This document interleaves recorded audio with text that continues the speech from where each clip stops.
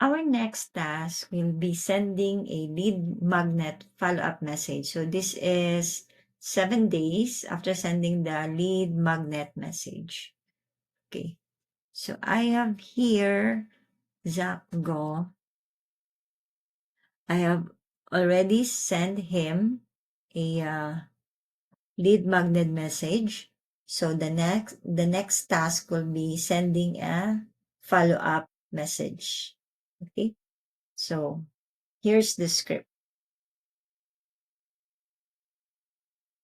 So I'm going to copy and paste and place here his name. Just reaching out again in case you missed my message a few days ago. I offered a free PDF copy of, okay, I'm going to change this one. 7 tips on how to have a stress-free bookkeeping that I set up for my clients. Okay. I thought it would be useful to you. Would you like me to send it over? Okay.